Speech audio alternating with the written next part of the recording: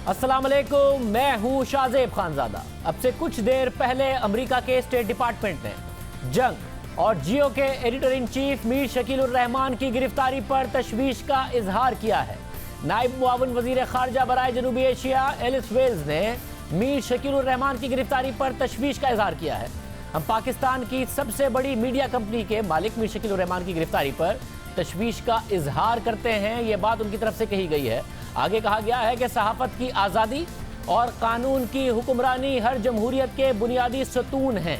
ये एक बहुत बड़ी खबर है और एक बुरी खबर है। सिर्फ अमेरिकी स्टेट डिपार्टमेंट ही नहीं, दीगर आलमी इदारे भी मीर शकील उर रहमान की गिरफ्तारी की मजम्मत कर रहे हैं।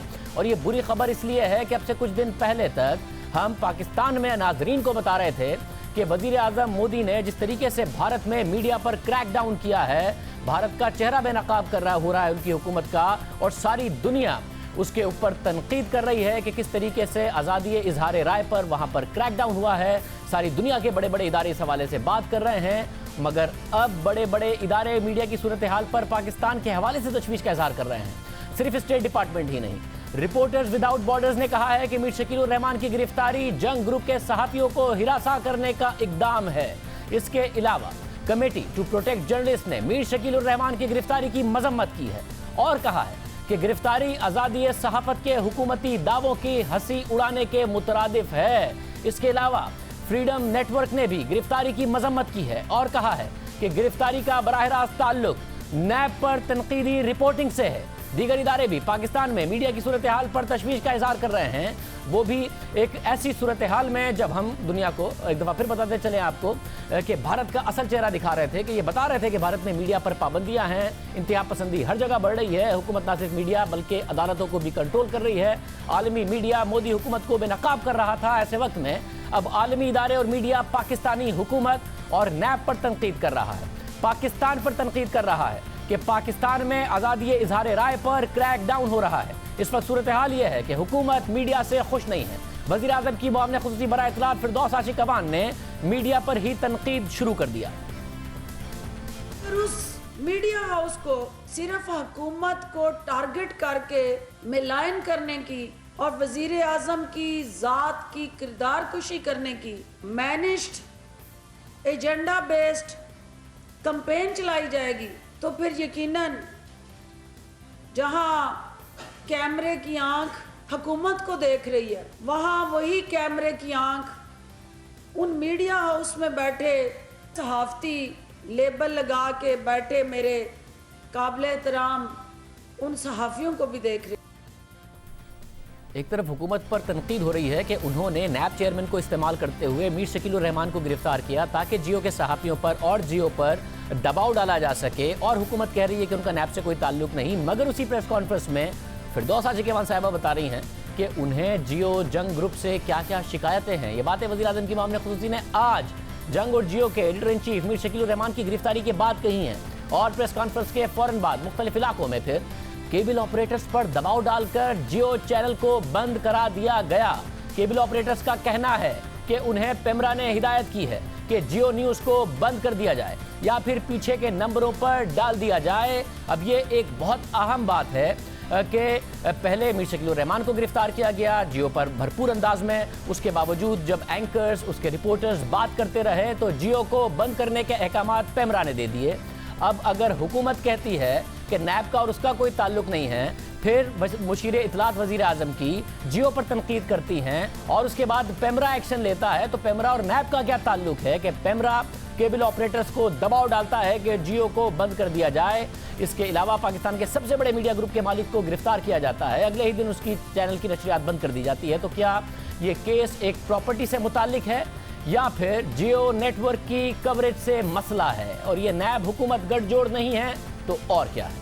गुज़िश्ता रोज नैब ने मीर शकील उर रहमान को गिरफ्तार किया और आज उन्हें अदालत में पेश किया। मीर शकील उर रहमान के वकील एतजाज अहसन ने रिमांड की मुखालफत के साथ साथ मीर शकील उर रहमान को रिहा करने की भी दरख्वास्त की। समाअत के आगाज पर एतजाज अहसन ने अदालत को बताया कि नैब ने मीर शकील उर रहमान को कोई नोटिस जारी नहीं किया, नैब के पास उन्हें गिरफ्तार करने का इख्तियार ही नहीं है। चेयरमैन नैब ने वारंट गिरफ्तारी पर दस्तखत किए, लेकिन हमें अभी तक वारंट गिरफ्तारी दिया ही नहीं गया। एतजाज अहसन ने कहा कि 34 साल बाद मीर शकील उर रहमान को गिरफ्तार किया गया, जो नैब की बदनीयती साबित करता है। मीर शकील उर रहमान ने प्राइवेट शख्स से जमीन ली थी, कोई जुर्म नहीं किया था। जमीन खरीदने का मामला 34 साल पुराना है, इसमें तो कोई जुर्म ही नहीं बनता। चेयरमैन नैब और तहकीकाती अफसर ने गिरफ्तारी के तरीकाकार की खिलाफ वर्जी की। चेयरमैन नैब ने गिरफ्तारी के वारंट जारी करने का फैसला रिकॉर्ड को मद्देनजर रखते हुए नहीं किया। चेयरमैन नैब ने बगैर सोचे समझे वारंट गिरफ्तारी जारी किए। एतजाज हसन ने दलाइल जारी रखते हुए कहा कि उनके मौक्किल की जमीन में किसी भी किस्म की दो नंबरी नहीं है। उनके मौक्किल का नाम मीर शकील उर रहमान है। बस इसी वजह से उन्हें गिरफ्तार किया गया है कि उनका नाम मीर शकील उर रहमान है। एतजाज हसन का कहना था कि कुछ लोग मेरे मौक्किल पर तनकीद करने से बाज नहीं आते। बिजनेसमैन को तलब करने से पहले कानूनी तरीकाकार इख्तियार ही नहीं किया गया। खिलाफ कानून कार्रवाई नैब की बदनीयती को जाहिर करती है। एतजाज हसन ने अदालत को बताया कि नैब ने 28 फरवरी को तलबी का नोटिस दिया और नैब ने जब तलब किया, मीर शकील उर रहमान पेश हुए। मीर शकील उर रहमान ने किस तरह कानून की खिलाफ वर्जी की है? एतजाज हसन ने अदालत को बताया कि 12 मार्च को मीर शकील उर रहमान दोबारा नैब के सामने पेश हुए। नैब ने कोई बात नहीं पूछी, बस कहा कि चेयरमैन नैब का हुक्म है कि आपको गिरफ्तार किया जाना है। एतजाज हसन का कहना था कि मीर शकील उर रहमान कहीं नहीं जा रहे। गुज़िश्ता रोज मीर शकील उर रहमान नैब के सवालों के जवाब लेकर गए थे, लेकिन नैब ने उनका मौक़िफ़ नहीं सुना और गिरफ्तार कर लिया। इस मौके पर एतजाज हसन ने शाहिद खान अब्बासी की गिरफ्तारी का हवाला देते हुए कहा कि नैब ने शाहिद खान अब्बासी को भी इसी तरह गिरफ्तार कर लिया था। इस मौके पर एहतसाब अदालत के जज अमीर मोहम्मद खान ने नैब प्रोसिक्यूटर हाफिज असदुल्ला से सवाल किया कि मीर शकील उर रहमान को गिरफ्तार क्यों किया गया, जिस पर प्रोसिक्यूटर ने बताया कि दिसंबर 2019 में मीर शकील उर रहमान के खिलाफ तहकीकात शुरू की थी। नवाज शरीफ जब वजीर आला थे तो मीर शकील उर रहमान ने उनसे 54 प्लॉट्स हासिल किए। नैब प्रोसिक्यूटर ने अदालत को बताया कि मीर शकील उर रहमान ने गैर कानूनी तरीके से लाहौर डेवलपमेंट अथॉरिटी के प्लॉट अपने नाम करवा दिए, मगर उन प्लॉट से मुताल्लिक रिकॉर्ड फराहम नहीं कर सके। नैब प्रोसिक्यूटर के जवाब पर मीर शकील उर रहमान के वकील एतजाज हसन ने मौक़िफ़ अपनाया कि इस्लामाबाद हाई कोर्ट के फैसले के मुताबिक मुलजिम तफ्तीश में ताउन कर रहा हो तो उसकी गिरफ्तारी नहीं बनती, इसलिए मेरे मौक्किल को गिरफ्तार नहीं किया जा सकता, और अगर गिरफ्तारी गैर कानूनी हो तो अदालत रिहा करने का इख्तियार रखती है। एतजाज हसन ने अदालत को बताया कि ये एक मुनफरिद केस है जिसमें नैब ने मुजव्वज़ा तरीक़ाकार इख्तियार नहीं किया। नैब को रिमांड नहीं मिलना चाहिए, इसमें जुडिशल रिमांड भी नहीं मिलना चाहिए। जज साहिब, आपको इख्तियार है, आप मीर शकील उर रहमान को रिहा कर सकते हैं और आज उन्हें रिहा होना चाहिए। ताहम एहतसाब अदालत की जज ने फरीक़ैन के मुखला के दलाइल सुनने के बाद नैब को की जिस्मानी रिमांड की दरख्वास्त मंजूर करते हुए मीर शकील उर रहमान को 12 रोज़ का जिस्मानी रिमांड मंजूर कर लिया और उन्हें 25 मार्च तक नैब की तहवील में दे दिया। अदालत में पेशी के बाद मीर शकील उर रहमान ने मीडिया से बात करते हुए कहा कि नैब ने जो सवालात पूछे मैंने उनका जवाब दिया, सब दस्तावेजात नैब को दे दी। अब मैं दोबारा जाने से पहले 2 दिन पहले अब रिसीव करवाया, मैंने एतराज़ किया, रिसीव भी नहीं करवाया, रिसीव करवाई। अब 2 दिन पहले अभी आया और उसमें और सवाल, वो सवाल उसके भी जवाब आपने मुकम्मल और 34 ईयर हो गए एक कागज़ अल्हम्दुलिल्लाह मिल गया। सारी दुनिया को, और मैं हमारा फ़र्ज़ है, हम सिटीजन हैं, हम जवाब का भी हक है। और उनका बाहर निकाल के 6/8 8/10 कमरे में उन्होंने बंद कर दिया। इस गिरफ्तारी पर आज हुकूमती मौक़िफ़ भी सामने आया। वज़ीर आज़म की मुआविन ख़ुसूसी फिरदौस आशिक़ एवान ने ख़ास तौर पर इस मामले पर प्रेस कॉन्फ्रेंस की और हुकूमती मौक़िफ़ पेश किया। उन्होंने कहा कि ये केस मीडिया पर ना लड़ा जाए बल्कि अदालत पर लड़ा जाए। मीडिया की अदालत में मुकदमा लड़ा जा रहा है और मीडिया की अदालत में हुकूमत को फरीक मुल्ज़म के तौर पे कटहरे में खड़ा किया गया है। तो हम ये तवक्को करते हैं कि ये मुकदमा अदालत के फोरम पे मुअज़्ज़ज़ जज साहब के सामने लड़ा जाए। फिरदौस आशिक़ एवान ने जियो पर इल्ज़ाम लगाया कि वो प्रोपेगेंडा कर रहा है, मुहिम चलाने का इल्ज़ाम लगाया। ये भी कहा कि केस अदालत में लड़ा जाए। अब केस तो अदालत में चल रहा है, आज नैब अदालत में पेशी भी हुई, मगर प्रोपेगेंडा कहाँ हो रहा है आपको बताते हैं। नैब हिरासत से आज मीर शकील उर रहमान की एक तस्वीर लीक की गई। सबसे पहले ये तस्वीर ARY TV ने जारी की। अब सवाल ये उठता है कि क्या ये तस्वीर नैब ने खुद जारी की है या फिर TV चैनल ने नैब दफ्तर जाकर तस्वीर ली है। दोनों ही सूरतों में नैब की जिम्मेदारी है कि कैसे एक ऐसे फर्द की लॉकअप में तस्वीर जारी की गई जिस पर अभी इल्जाम साबित नहीं हुआ, बल्कि अभी तो नैब शिकायत की तस्दीक ही कर रहा है, मगर गिरफ्तारी कर ली है और फिर लॉकअप की तस्वीर भी जारी कर दी गई है। मकसद तफ्तीश है या तज़हीक है? इससे पहले जब गुज़िश्ता रोज मीर शकीलुर रहमान नैब के सामने पेश हुए थे, इस दौरान उनकी नैब के साथ होने वाली बातचीत भी लीक की गई। सवाल जवाब चल रहे थे और इस दौरान वो बातें ARY न्यूज़ पर नैब जराए से चलाई जा रही थी। एक एक बात रिपोर्ट की गई, जिस पर आज मीर शकीलुर रहमान ने कहा कि नैब ने वीडियो बनाई है, वो वीडियो मीडिया को जारी कर दें ताकि पता चले कि उनसे क्या सवालात किए गए, क्या जवाबात थे। कार्रवाई के दौरान ही ये बातें ARY पे रिपोर्ट हुई, यानी तस्वीर भी ARY न्यूज़ को लीक की गई, कार्रवाई के दौरान होने वाली बातें भी ARY न्यूज़ को लीक की गई। तो फिर सवाल ये उठता है कि मीडिया पर मुकदमा कौन लड़ रहा है, प्रोपेगेंडा कौन कर रहा है? तस्वीर चलने के बाद चेयरमैन नैब ने इसका नोटिस लिया और नैब एलामिया के मुताबिक चेयरमैन नैब ने मीर शकीलुर रहमान की हवालात में तस्वीर लेने और मुबैना तौर पर सोशल मीडिया पर शेयर करने का सख्त नोटिस लेते हुए डायरेक्टर जनरल नैब लाहौर को तहकीकात करने का हुक्म दिया है और तहकीकाती रिपोर्ट 7 दिन में पेश करने का हुक्म दिया है ताकि जिम्मेदारों का तयन किया जा सके। अब ये बात अहम है कि जिस शख्स पर जिम्मेदारी आयद होती है, जिसके मातहत मीर शकीलुर रहमान गिरफ्तार हैं, वहाँ से तस्वीर लीक हुई और उसी शख्स के सरबराह को चेयरमैन नैब ने तहकीकात की जिम्मेदारी दे दी है। उसकी सरबराही में देखना होगा कि 7 दिनों में ये पता चलेगा या नहीं कि किसने तस्वीर लीक की और किसने नहीं लीक की और क्यों लीक की। DG नैब इस हवाले से क्या तहकीकात करते हैं, क्योंकि वो माजी में जियो से खुश नहीं रहे। उनके बनाए हुए मुख्तलिफ केसेस के हवाले से जो मामलात थे वो हम अवाम के सामने रखते रहे, फिर अदालतों से ज़मानतें हुई, अदालत ने उनके बनाए हुए केसेस पर बहुत सख्त रिमार्क्स दिए, जो उनकी तरफ से गिरफ्तारियाँ हुई उस पर बहुत सख्त रिमार्क्स दिए। उन्हें ये भी गिला है कि जियो उनकी तारीफ़ नहीं करता। जब वो हमारे प्रोग्राम में आए, हमने सवालात किए तो उससे भी वो मुतमईन नहीं थे, खुश नहीं थे। नहीं, अभी आप जब रेफरेंस फाइल करने जा रहे हैं, कितने अरब रुपए का नुकसान और कितनी ज़मीन गई है शहबाज शरीफ साहब? लिखेंगे, जब हम वो लिखेंगे तो आप पढ़ लीजिएगा, आपको पता चल जाएगा कितने अरब का नुकसान। नहीं, अभी जब आप रिमांड ले रहे हैं तो जब रिमांड में आप इस्तदा कर रहा है नैब, उसमें तो ये सारी बातें नहीं कर रहा है। वो तो यही कह रहे हैं कि जी अभी हमें साबित करना है, हमें सबूत मिल सकते हैं। तो रिमांड में तो ये सारी बातें नहीं कर रहे हैं, आपके सबूत मिल गए हैं। आशियाना केस हमारा कंप्लीट हो गया इंशाल्लाह ताला।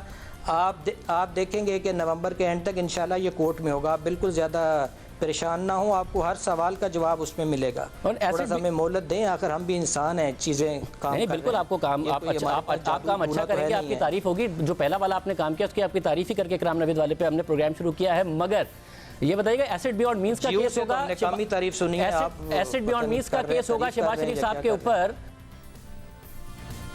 अब उन्हें जियो से तारीफ ना होने का गिला है, वैसे भी बहुत ज़्यादा गिले रहे कि जो उनके मुख्तलिफ केसेस थे उसके हवाले से हम मामलात अवाम के सामने रखते रहे। उन्होंने ही जियो के एडिटर इन चीफ को गिरफ्तार किया है, फिर उन्हीं की जुरिस्डिक्शन से पहले तफ्तीश की बातें अंदर से लीक हुई, ARY पर चली, फिर वहीं लॉकअप से मीर शकीलुर रहमान की तस्वीर लीक की गई, सबसे पहले ARY पर चली, फिर उन्हीं को चेयरमैन नैब ने तस्वीर लीक करने की तहकीकात की जिम्मेदारी दे दी है। ये पाकिस्तान में हो रहा है सब कुछ, नए पाकिस्तान में हो रहा है। ये सिर्फ एक केस नहीं है, नैब का ये तरीक़ाकार है, इंक्वायरी के मरहले पर गिरफ्तार कर लेता है और फिर तौहीन आमेज़ सलूक इख्तियार किया जाता है। नैब के इसी रवैये की वजह से एक साबिक ब्रिगेडियर ने खुदकशी की थी। गुज़िश्ता साल 14 मार्च को नैब ने ब्रिगेडियर रिटायर्ड असद मुनीर के खिलाफ रेफरेंस की मंजूरी दी, जिसके अगले ही दिन यानी 15 मार्च को ब्रिगेडियर रिटायर्ड असद मुनीर ने खुदकशी कर ली। उन्होंने खुदकशी से पहले उस वक्त के चीफ जस्टिस आसिफ सईद खोसा के नाम खत भी लिखा था कि 2008 में एक प्लॉट की बहाली से मुतालिक नैब ने मेरे खिलाफ एक रेफरेंस दायर कर दिया है। उस प्लॉट को मैंने नहीं, चेयरमैन CDA ने बहाल कराया था। मैंने तो सिर्फ उस प्लॉट की बहाली के लिए सिफारिश की क्योंकि मैं मुतमईन था कि उसकी बहाली CDA की पॉलिसी के मुताबिक है। मैं 2006 से 2010 तक मेंबर स्टेट रहा, 6 साल तक मेरे खिलाफ कोई केस नहीं था, लेकिन अप्रैल 2017 से नैब ने मेरी ज़िंदगी बदहाल कर दी है। मैंने अपने तमाम असासों की तफसीलात 14 जून 2018 को नैब के हवाले कर दी है। मैं खुदकुशी करने जा रहा हूँ ताकि हाथों में हथकड़ी पहनकर और मीडिया के सामने परेड करते हुए बेइज्जती से बच सकूं। चीफ जस्टिस साहिब, मैं आपसे दरख्वास्त करता हूं कि नैब हुकाम के रवैये का आप नोटिस लें ताकि कोई और सरकारी अफसर इन जराइम की सज़ा ना पाए जो उन्होंने सरजद ही नहीं किए। एक अफसर के अलावा मेरे केस में तमाम दीगर तहकीकाती अफसरान नाअहल, गैर तरबियत याफ्ता और बदतमीज़ थे। उन्हें उन महकमों के मामलात का इल्म ही नहीं था जिनकी वो तहकीकात कर रहे थे। उन्होंने मुझे सुने बगैर पहले से ही राय कायम कर ली थी कि मैं करप्शन में मुलव्विस हूँ। मैं इस उम्मीद के साथ अपनी जान दे रहा हूँ कि मौजूद चीफ जस्टिस आप उस सिस्टम में मस्बत तब्दीलियाँ लेकर आएंगे जहाँ नाअहल लोग एहतसाब के नाम पर शहरियों की इज्जत और उनकी जिंदगियों के साथ खेल रहे हैं। ये था ब्रिगेडियर असद मुनीर का खत, जिसके बाद उन्होंने खुदकशी कर ली। इसके अलावा द न्यूज़ में यह खबर भी सामने आई कि असद मुनीर इस बात से सख्त परेशान थे कि उन्हें नैब ने मुल्जिम ठहराया है। रिपोर्ट के मुताबिक जुमेरात को अपने भाई खालिद मुनीर से बात करने से पहले असद मुनीर ने अहम ओहदे पर फाइज अपने एक दोस्त से भी बात की थी और उन्हें नैब रेफरेंस से मुतालिक बताते हुए अपनी गिरफ्तारी के खदशे से भी आगाह किया था। उन्होंने अपने दोस्त को बताया था कि यह उनके लिए बाइस रुसवाई होगा। कुछ हफ्ते कबल ही उन्होंने सीडीए के अपने 2 दीगर साथियों को भी हथकड़ियों में जकड़े देखा था। जब वो अदालत में उन साथियों से मिलने गए थे तो नैब एहलकार उन्हें धक्का देते हुए लेकर गए। ये मंजर असद मुनीर के जहन में नक्श था कि पुलिस एहलकार उनको धक्का देते हुए लेकर जा रहे थे। ब्रिगेडियर रिटायर्ड असद मुनीर ने अपने दोस्त को बताया कि मैं इस सूरत हाल का सामना कैसे कर सकता हूँ। तसव्वुर करो, वो मुझे अदालत में लेकर जाएंगे जहाँ मीडिया भी होगा और मुझसे उस करप्शन से मुतालिक सवाल करेगा जो मैंने कभी की ही नहीं है। बाद में 21 मार्च को उस वक्त की चीफ जस्टिस ने इसका नोटिस लिया और नैब से रिपोर्ट तलब की। फिर 25 मार्च को चेयरमैन नैब ने अपनी ही सरबराही में तहकीकात का ऐलान कर दिया। उसके बाद सिर्फ एक खबर 26 अप्रैल को नैब ने रिपोर्ट की और सुप्रीम कोर्ट में जमा करा दी। इस रिपोर्ट में किस पर जिम्मेदारी आयद की गई और उसके बाद नैब ने अपने तरीक़ाकार में क्या तब्दीली लाई, इस हवाले से कुछ नहीं हुआ। मगर आज की गिरफ्तारी के बाद ये ज़रूर हुआ कि कल की गिरफ्तारी के बाद कि उनकी जो ज़ेर तफ्तीश बातें थी वो नैब ज़राए से चलाई गई। फिर आज उनकी तस्वीर लीक की गई मीर शकील रहमान की। इससे पहले एक शख्स खुदकशी कर चुका है मगर नैब का रवैया ठीक नहीं हुआ। इससे पहले नैब ने गैर कानूनी भर्तियों के इल्ज़ाम में 11 अक्टूबर 2018 को पंजाब यूनिवर्सिटी के साबिक वाइस चांसलर मुजाहिद कामरान को दीगर प्रोफेसर्स के साथ गिरफ्तार किया। फिर अगले दिन उन्हें और दीगर बुजुर्ग टीचर्स को हथकड़ी लगाकर अदालत में पेश किया तो नैब तनकीद की जद में आ गया। सुप्रीम कोर्ट ने इसका नोटिस लिया। फिर डीजी नैब लाहौर ने सुप्रीम कोर्ट में माफ़ी मांगी। मगर जब हमने अपने प्रोग्राम में उनसे इस हवाले से पूछा तो उन्होंने हथकड़ी पहनाने के फैसले का दिफा किया। और फिर जब पंजाब यूनिवर्सिटी के वाइस चांसलर मुजाहिद कामरान रिहा हुए तो उन्होंने अपने टीवी इंटरव्यू में कहा कि नैब लाहौर के वॉशरूम्स में भी कैमरे लगे हुए हैं। नैब के 14 कमरे हैं जी, सेल जिनको हम कहते हैं, 10 फुट बाय 10 फुट। बड़ी अजीब बात आपको मैं बताऊं कि उनमें सीसीटीवी कैमरा लगे हुए हैं तो रात को आप लाइट ऑफ नहीं कर सकते। और सिर्फ सीसीटीवी कैमरा ही नहीं लगे हुए बल्कि आप जो गुफ्तगू करते हैं वो भी सुनी जाती है। लेकिन शर्मनाक बात यह है कि जहां आप शावर ले रहे होते हैं वहां पे भी इन्होंने सीसीटीवी कैमरा लगाया। तो मुझे मालूम नहीं कि उससे तफ्तीश में इनको क्या मदद मिली।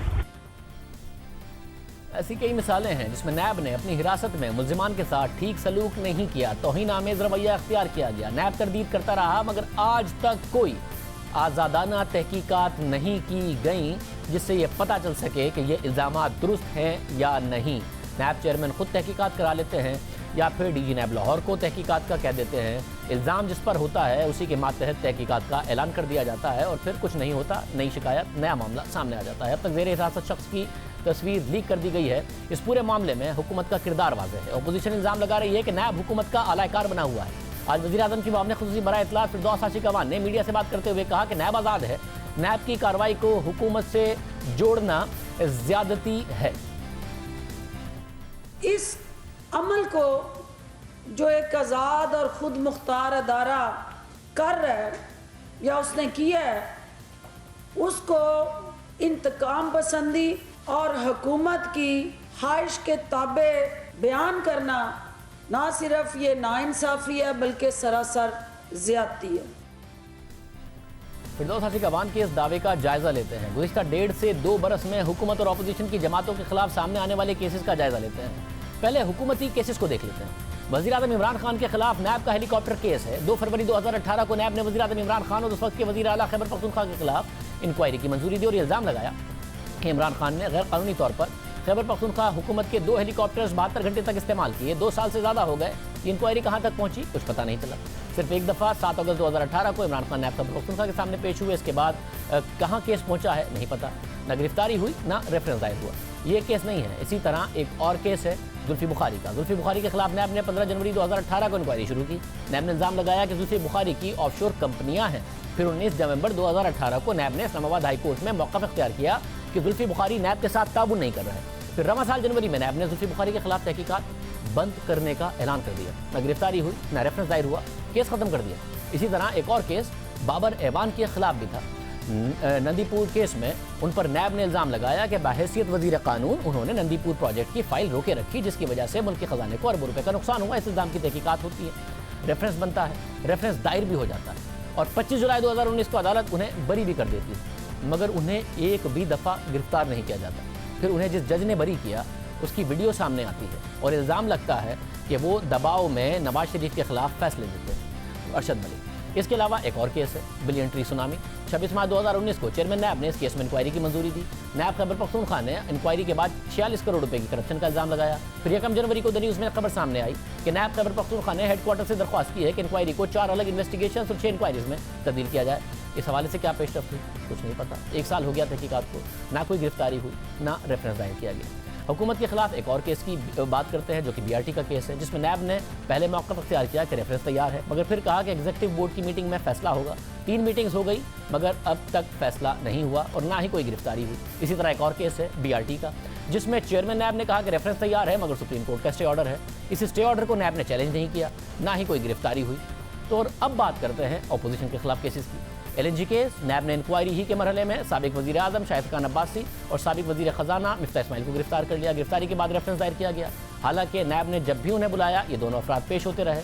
फिर भी नैब ने पहले गुज़िश्ता साल 18 जुलाई को शाहिद खान अब्बासी को रेफरेंस दायर होने से पहले गिरफ्तार कर लिया। फिर 7 अगस्त को मिफ्ता इस्माइल को गिरफ्तार कर लिया। इसी तरह नारोवाल स्पोर्ट्स सिटी केस में नैब ने 23 दिसंबर को साबिक वफाकी वजीर एहसन इकबाल को इंक्वायरी ही के मरहले में गिरफ्तार कर लिया। अब तक रेफरेंस दायर नहीं किया गया। एहसन इकबाल को इस्लामाबाद हाईकोर्ट ने जमानत पर रिहा कर दिया मगर नैब ने रेफरेंस तक दायर नहीं किया। अब बात करते हैं एक और केस की, चौधरी शुगर मिल्स केस। नैब ने इस केस में इंक्वायरी ही के मरहले में 8 अगस्त को मरियम नवाज को गिरफ्तार कर लिया। वो भी पेश हो रही थी, फिर भी गिरफ्तार कर लिया।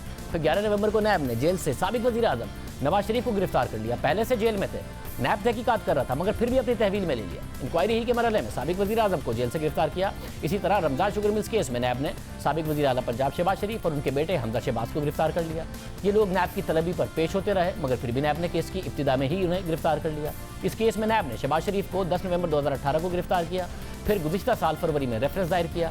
आशियाना केस में भी नैब ने शहबाज शरीफ को ही अपने दफ्तर से गिरफ्तार कर लिया। बाद में रेफरेंस दायर किया गया। सिर्फ यही नहीं, ब्रोकरेट्स के साथ भी यही किया गया जो गुज़िश्ता हुकूमत के साथ मुंसलिक थे, जिस पर इल्ज़ाम लगा कि उन्हें वादा माफ गवाह बनाने के लिए गिरफ्तार किया गया। आशियाना केस में फवाद हसन फवाद और राहत चीमा को इंक्वायरी ही के मरहले में गिरफ्तार कर लिया। फिर कई माह बाद रेफरेंस दायर किया, गिरफ्तार पहले कर लिया, रेफरेंस बाद में दायर किया। और इन सब की रिहाई पर जो कुछ आला अदालतों ने नैब की गिरफ्तारी के हवाले से किया वो हम आपके सामने ला चुके हैं। सख्त रिमार्क्स दिए, नैब की नीयत तक पर सवाल उठाया।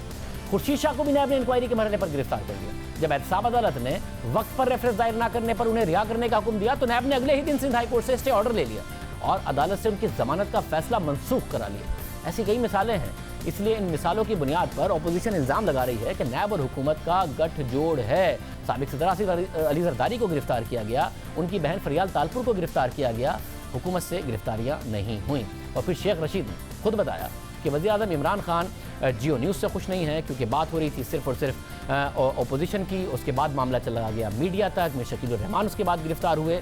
तो शेख रशीद पहले ही बता चुके थे कि वज़ीर आज़म इमरान खान जियो न्यूज़ से खुश नहीं है। और उसके बाद एक 34 साल पुराने प्राइवेट पार्टी से प्लॉट खरीदने के इल्ज़ाम में इंक्वायरी भी नहीं, शिकायत की तस्दीक के मरहले पर ही जियो न्यूज़ के एडिटर इन चीफ को गिरफ्तार कर लिया गया, जिसके बारे में वकला कहते हैं कि आज से पहले नैब ने कभी भी शिकायत की तस्दीक के मरहले पर कंप्लेंट वेरिफिकेशन की स्टेज पर गिरफ्तार किसी को नहीं किया।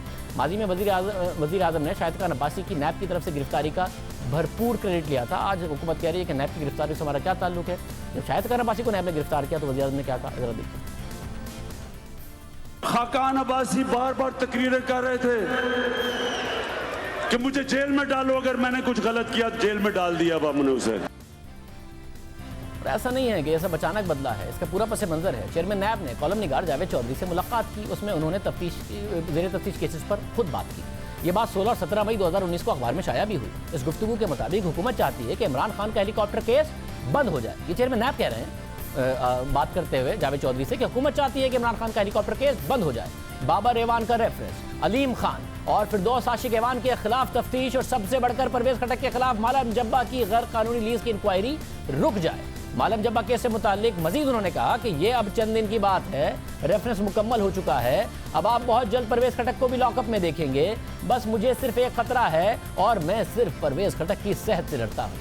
और अगर वो गिरफ्तार हो गए तो उन्हें अगर कुछ हो गया तो नैब मजीद बदनाम हो जाएगा, लेकिन इसके बावजूद ये होकर रहेगा। मालम जब्बा का रेफरेंस तगड़ा है, परवेज खटक को भी अपनी करप्शन का हिसाब देना होगा। ये बातचीत मई में शाया हुई। बाद में नैब ने इंटरव्यू पर सवालात उठा दिए मगर इंटरव्यू करने वाला अपने मौक़िफ़ पर कायम रहे। इस इंटरव्यू में चेयरमैन नैब ने हुकूमत के खिलाफ केसेस की बात की मगर फिर इस इंटरव्यू के जिसमें इतने कॉन्फिडेंस से चेयरमैन नैब कह रहे थे ये सब होकर रहेगा, दबाव है हुकूमत का, मगर ये सब होकर रहेगा। मगर इस इंटरव्यू के 5 दिन बाद 23 मई को वज़ीर आज़म के मुशीर ताहिर खान के चैनल पर चेयरमैन नैब की मुबैना वीडियो रिलीज कर दी गई। इसके बाद अपोजिशन के खिलाफ केसेस में तो तेजी आई, मगर हुकूमत के खिलाफ केसेस रुक गए। वो तमाम दावे जो उस इंटरव्यू में किए गए थे उसके 5 दिन बाद ये वीडियो आ गई और फिर कुछ नहीं हुआ और फिर अपोजिशन इल्ज़ाम लगाने लगी कि चेयरमैन नैब कॉम्प्रोमाइज़ हो गए हैं। इसकी कुछ मिसालें हम आपको दे भी चुके हैं। इस वीडियो के सामने आने के बाद नैब ने 10 जून को आसिफ जरदारी को गिरफ्तार किया। 4 दिन बाद 14 जून को फरियाद तालपुर को गिरफ्तार किया गया। जुलाई में नैब ने शाहिद खान अब्बासी को गिरफ्तार कर लिया। अगले महीने में मिफ्ता इस्माइल को गिरफ्तार कर लिया। अगले ही दिन 8 अगस्त को मरियम नवाज को गिरफ्तार कर लिया। फिर नवंबर में नवाज शरीफ को गिरफ्तार कर लिया और चंद माह में पूरी अपोजिशन की आला क़यादत को नैब ने गिरफ्तार कर लिया। मगर जो दावे जावेद चौधरी साहब को से बातचीत में किए गए थे, जो कॉलम में छपे थे, वो धरे के धरे रह गए। हुकूमत के खिलाफ केसेस में कुछ नहीं हुआ। इसी बुनियाद पर कहा जा रहा है कि नैब हुकूमत का आला कार बना हुआ है। चेयरमैन नैब कॉम्प्रोमाइज़ हो गए हैं। साथ ही मुसलसल ये सवाल उठाया जा रहा है कि नैब ने इस्लामाबाद हाईकोर्ट के फैसले के बावजूद भी शिकायत की तस्दीक के मरहले में ही मीर शकील उर रहमान को कैसे गिरफ्तार कर लिया। दूसरी तरफ वज़ीर आज़म की मामले खुसूसी बराए इत्तलात फिरदौस आशिक अहमद ने कहा है कि मीडिया जानिबदारी का मुजाहरा ना करे, दोनों तरफ का मौक़िफ़ पेश किया जाए। हमने जब भी नैब की किसी भी केस पर बात की है, नैब के हवाले से कुछ भी रिपोर्ट किया है, नैब से रब्ता किया है, नैब का मौक़िफ़ लिया है, नैब ने जो भी मौक़िफ़ दिया है वो हम आपके सामने भी रखते रहे हैं। कल भी जो कुछ बातें वो करते रहे वो भी हमने आपके सामने रखी है। डॉक्टर फिरदौस आशिक अहमद साहबा को भी आज हमने बुलाया, वो नहीं आई। बहुत ज़्यादा रिएक्शन आ रहा है। सारे मामलात पर बात करेंगे एक ब्रेक के बाद।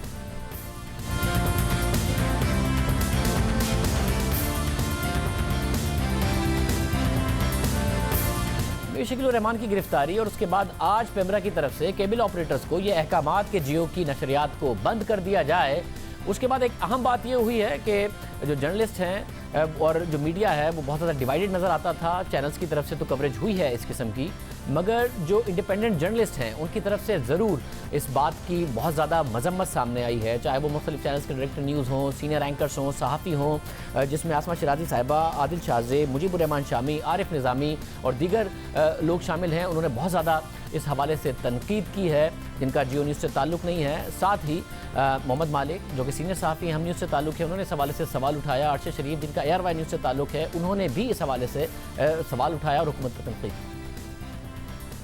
सीरियस इशू हुआ है जो मीर शकील उर रहमान साहब वाला हुआ है। टू बी वेरी ऑनेस्ट, हमने देखा जब मुशर्रफ साहब थे उन्होंने जियो बंद किया, मेरा ख्याल है तब एक मैसेज गया कि अगर सबसे बड़ा चैनल बंद हो सकता है तो बाकी खुद ही लाइन में आ जाएंगे। लेकिन क्या इसको हम क्या समझें? क्या ये कि मैसेज है कि जो मीडिया के लिए है कि अगर चीफ एग्जीक्यूटिव या एडिटर चीफ जंग ग्रुप का अंदर हो सकता है, जियो का मालिक अंदर हो सकता है, तो फिर बाकी सारे भी दो बारी सोच लें। आप किस खेत की बोल रहे हैं? एग्जैक्टली कि बाकी फिर क्या? जहां जहां दुनिया में पॉपुलर लीडरशिप्स आई वहां पे इसी तरह के इकदाम किए गए और जो फेलियर ऑफ गवर्नेंस होता है उसको कवर करने के लिए क्या चाहते हैं कि जी नेशनल हार्मनी क्रिएट करने के लिए ना पीटीवी की तरह सारे टीवी चैनल एक ही बात करें।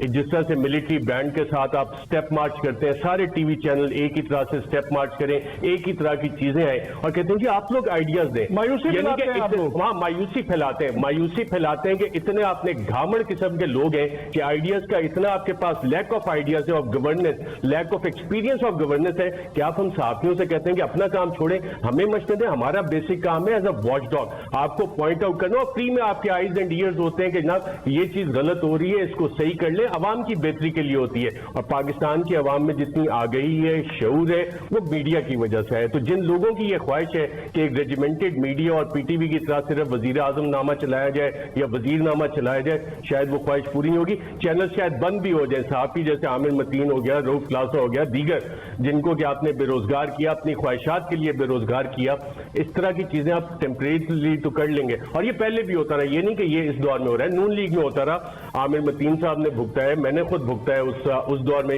और मीर साहब सही कह रहे हैं, उस पर भी बैठ के इसी तरह की प्लानिंग होती थी। आज भी ये सोचे मैं कल उस वजीर आजम हाउस में या जहां पे कैबिनेट की मीटिंग्स होती हैं या ये जो वजारतों में लोग जाके बैठते हैं, अपोजिशन में होते हैं, तो कुछ उन कुर्सियों में कोई ऐसी चीज होती है जो कि फिर इन्हें ना इस तरह की हरकतें करने पर मजबूर करती है और ये अपना गड़ा खुद खोद रहे होते हैं। ये बिगिनिंग ऑफ द एंड होता है हर उस रिजीम का जो कि मीडिया के साथ जाती है, जुडिशरी के साथ जाती है। पहले फेजेस डिफरेंट होते थे, इन्होंने थोड़ा सा रिवर्स ऑर्डर किया है कि नहीं जी मीडिया तो आखिर में आके खड़ा हो जाता है, तो पहले मीडिया का जो है ना आवाजें दबाई जाए, मीडिया का गला घोंटा जाए, तो उस स्ट्रेटेजी पे लार्जर चल रहे हैं।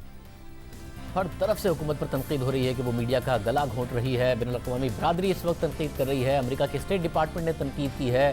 Reporters without borders, human rights watch, सबकी तरफ से हुकूमत पर शदीद तनकीद हो रही है। शेख रशीद साहब कह चुके हैं कि वज़ीर आज़म इमरान खान जियो से खुश नहीं है। मीटिंग में बात होती है कि जियो का रेवेन्यू क्यों बढ़ गया है, इस बात की परेशानी होती है, जिस पर सवाल उठता है कि कौन लोग हैं जो हुकूमत के साथ बैठे होते हैं और वज़ीर आज़म इमरान खान के साथ क्या उनके ऐसे बिजनेस इंटरेस्ट हैं कि जियो का बिजनेस रेवेन्यू ने खटक रहा होता है। क्योंकि शेख रशीद साहब ने बात की थी। हमारे साथ साबिक वज़ीर आज़म शाहिद खान अब्बासी साहब मौजूद हैं। भाई साहब बहुत शुक्रिया। ज़ाहिर आप लोग भी आवाज़ उठा रहे हैं, अपोजिशन मीडिया के लिए आवाज़ उठा रही है, मीडिया खुद आवाज़ उठा रहा है, बैनुल-अक़वामी बरादरी आवाज़ उठा रही है, मगर आप लोग आमतौर पर आवाज़ उठाते हैं फिर बात ख़त्म हो जाती है। पार्लियामेंट कोई किरदार अदा करेगी कि मुल्क में जमहूरी आज़ादियाँ, मीडिया की आज़ादी बरकरार है?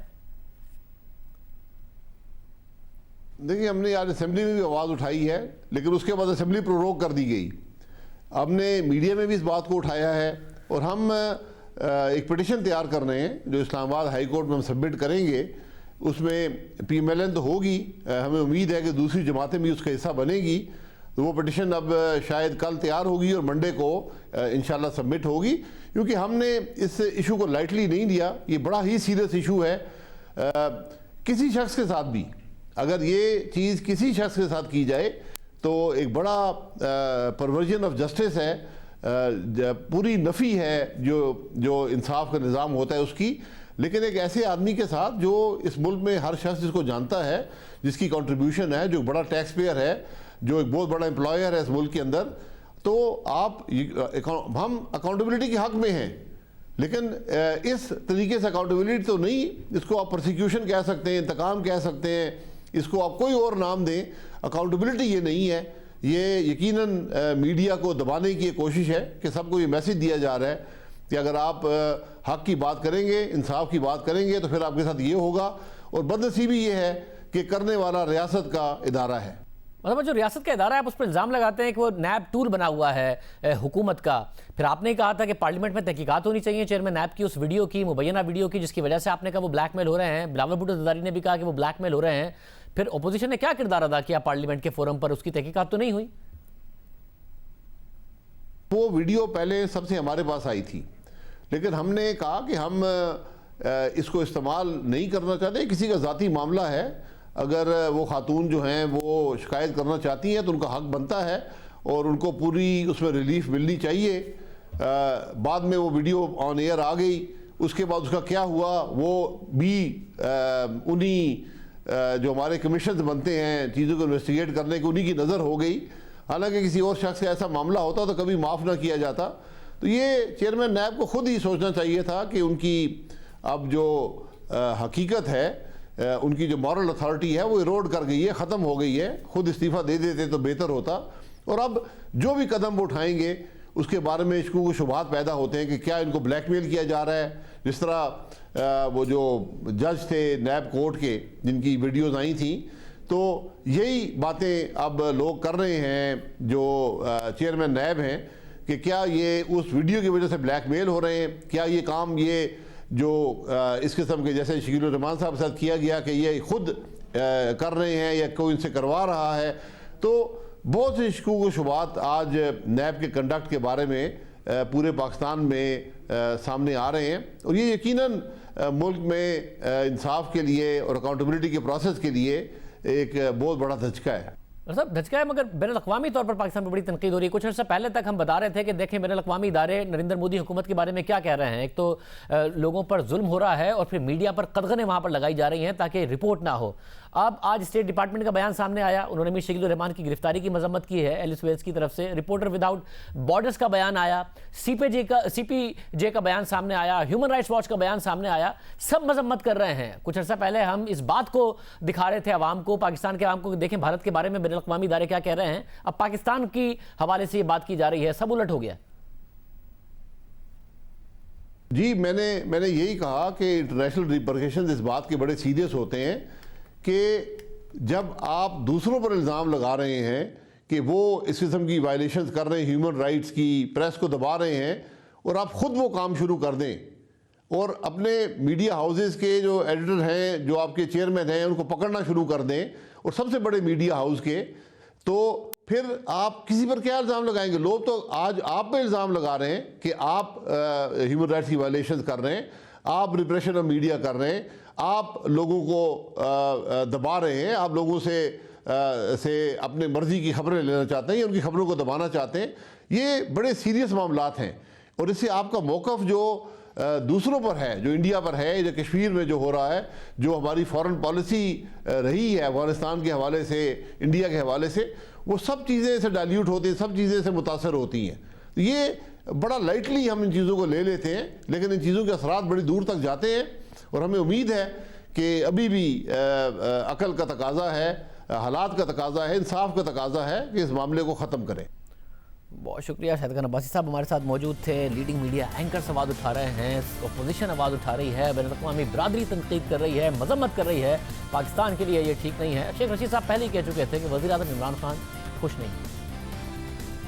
शेख साहब, अगर इतना इनके एक होने से भी खौफ नहीं है हुकूमत को और आप समझते कि कोई फर्क नहीं पड़ना, तो क्या वजह है कि आपकी हुकूमत जो है वो सेंसरशिप पर इतना यकीन करने लगी है, बजाय इसके कि उनके सियासी बयानात का जवाब आप सियासी बयानात से दें, सुपीरियर पॉलिटिक्स से दें? आपको नहीं लगता, क्योंकि आप वजीर इत्तलात भी रहे हैं और आपके दौर में तो ये सारे प्राइवेट टीवी चैनल्स आए हैं, कि सुपीरियर पॉलिटिक्स करनी चाहिए और बयानात का मुकाबला बयानात से करें बजाय इसके कि सेंसरशिप पर तवज्जो दें? मेरा ख्याल है इमरान खान साहब मीडिया पे बहुत ज़्यादा उनकी नज़र होती है और मैं कई दफ़ा उनको रिक्वेस्ट कर चुका हूँ कि मीडिया को, ख़ास तौर जियो का मैं केस लड़ता हूँ। आप यकीन जाने कल भी मैंने जियो का केस लड़ा है। वो वहाँ ऐसे लोग होते हैं कि जी पिछले महीने जियो की 38 करोड़ की आमदन हुई है जी, इसलिए कि सारे DHA खुल गए हैं, आप रिलैक्स हो गए। मैं कहा भाई हकीकत है, हमें किसी के तरक्की के लिए कोशिश करनी चाहिए। शहजाद, आपको पता है कि वज़ीर आज़म आपके रवैयों से मुतमिन नहीं है, आपके चैनल से, और वज़ीर आज़म को शदीद मैं उनसे कहता रहता हूँ कि जी मैं मिलाता हूँ, वो कहते हैं मैं मिल चुका हूँ, नहीं ठीक है मसला। सो अब आप मेरे मुंह से ये निकलवाना चाहते हैं। मैं भरपूर जब PTI सख्त नाराज़गी में थी आपके साथ, मैं उस वक्त भी आपके साथ प्रोग्राम कर रहा था। इसी तरह वो मुझे ताना देते हैं कि अगर तू अपनी ज़ात के मसले में हिट हुए कि पे नहीं हो सकता, तो ये तो कौम और मुल्क को हिट करते हैं। मैं उनको कहता हूँ कि भाई नहीं, एक बेहतरी के हालात पैदा करने चाहिए। और फिर मीर शकीलुर रहमान गिरफ्तार कर लिए गए। उसके एक दिन बाद पेमरा की तरफ से केबल ऑपरेटर्स के मुताबिक उन्हें अहकामात आए कि जियो की नशरियात को बंद कर दिया जाए। तो हमें ब्रेक लेते हैं, मज़ीद आपको बात करें।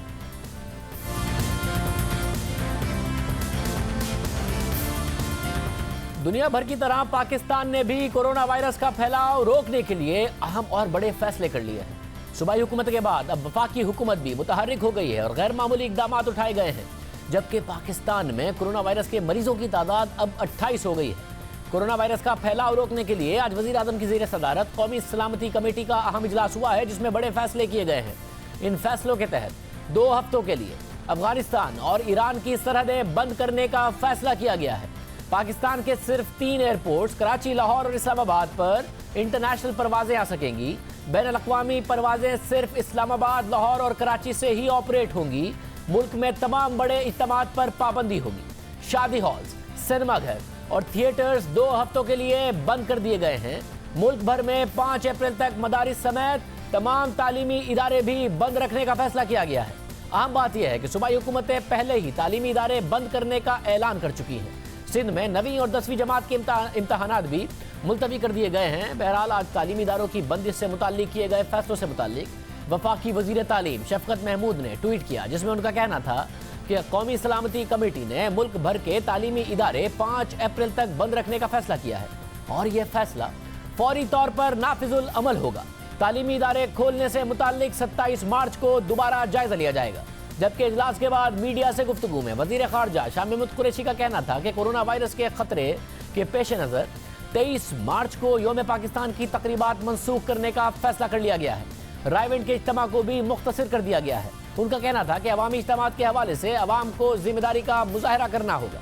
आज कराची में कोरोना वायरस के एक और केस की भी तस्दीक हुई है। यह केस इस हवाले से भी अहम है कि कोरोना से मुतासरा मरीज इस्लामाबाद से कराची आया था और उसके बैरून मुल्क सफ़र का कोई रिकॉर्ड नहीं है, जबकि उससे पहले कराची, हैदराबाद, कोयटा, इस्लामाबाद और गिलगित बल्तिस्तान में सामने आने वाले तमाम 21 मरीज बैरून मुल्क से पाकिस्तान आए थे।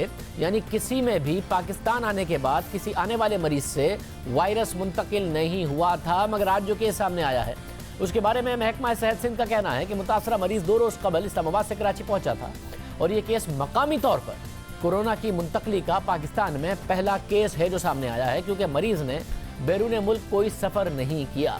कोरोना वायरस के फैलाव को रोकने के लिए पाकिस्तान सुपर लीग के मैचेस के शेड्यूल में भी तब्दीली कर दी गई है और प्लेऑफ मैचेस खत्म करके पीएसएल का फाइनल 18 मार्च को कराने का ऐलान किया गया है। पीएसएल का मैदान तो सजेगा, खिलाड़ी मुकाबले के लिए मैदान में उतरेंगे, मगर मैदान तमाशाइयों से खाली होगा। प्लेऑफ्स नहीं होंगे, 2 सेमीफाइनल होंगे, फिर फाइनल होगा। पीएसएल में शरीक 10 खिलाड़ी कोरोना के खतरे के पेश नज़र वापस भी चले गए हैं। आज के प्रोग्राम में इतना ही। आपसे कल के प्रोग्राम में मुलाकात होगी। अल्लाह।